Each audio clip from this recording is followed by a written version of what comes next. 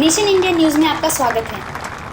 11 जुलाई को प्रधानमंत्री नरेंद्र मोदी ने दिल्ली में बन रहे नए संसद भवन के छत पर भारत के राष्ट्रीय प्रतीक का अनावरण किया था।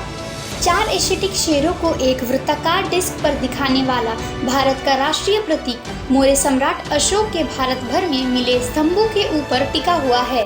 ईसापूर्व 250 में अशोक सम्राट ने देश भर में इन स्तंभों को स्थापित करवाया था। पीएम मोदी ने 11 जुलाई को सुबह इसके अनावरण का फोटो सोशल मीडिया पर शेयर किया था। तब पहली बार 6.5 मीटर ऊंची और 9000 किलो की मूर्ति के बारे में पता चला था। ये विशालकाय मूर्ति नई दिल्ली में बन रहे नए संसद भवन के ठीक बीचों बीच स्थापित की गई है।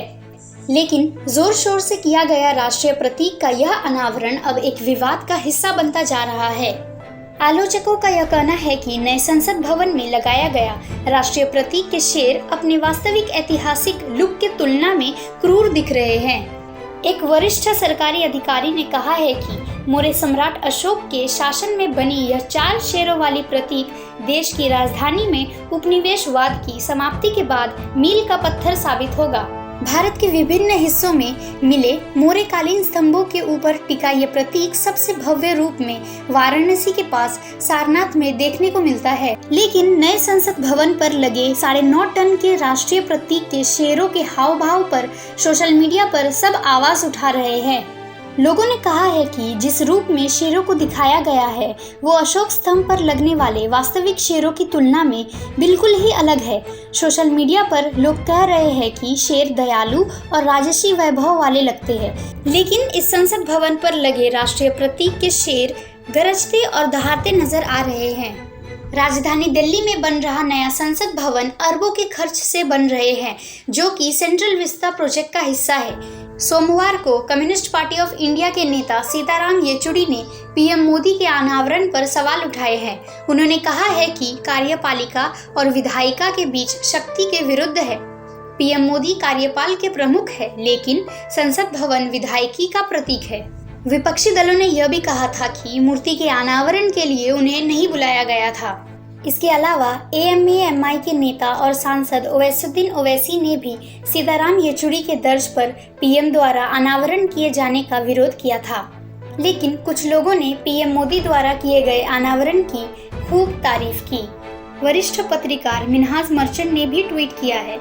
जिसने भी इन शेरों को गुस्से में दिखाया है उन्हें दोबारा से डिजाइन स्कूल में पढ़ने जाना चाहिए। लेकिन एक अन्य पत्रकार अंचन गुप्ता ने मूर्ति की आलोचना करने वालों को अज्ञान बताया है। उन्होंने ट्वीट किया कि जो इस नए संसद के राष्ट्रीय प्रतीक की जो आलोचना कर रहे हैं वो अज्ञानी हैं, जो इसके बारे में रिपोर्ट लिख रहे हैं या इसे आगे फैला रहे हैं वो नासमझ है। लेकिन कई राजनीतिक पार्टियों ने भी अनावरण के शेरों के हाव भाव पर सवाल उठाए हैं। सेंट्रल विस्टा प्रोजेक्ट के तहत नए संसद भवन और नए केंद्रीय सचिवालय के साथ राजपथ के पूरे इलाके के बाद यहाँ पूरा रीडेवलपमेंट होना है। उम्मीद थी कि इस साल आज़ादी की 75वीं वर्षगांठ के अवसर पर संसद भवन बनकर तैयार हो जाएगा, लेकिन अधिकारियों ने कहा है कि ये अब अक्टूबर तक तैयार हो जाएगा। विपक्षी दल इस प्रोजेक्ट पर हो रहे खर्च पर भी सवाल उठा रहे हैं। ये मामला भारत के सुप्रीम कोर्ट तक भी पहुंचा था, पर अदालत ने इसे हरी झंडी दे दी थी। सरकारी दस्तावेजों के मुताबिक 15 एकड़ में फैले इस परिसर में 10 से 4 मंजिला इमारत होंगी।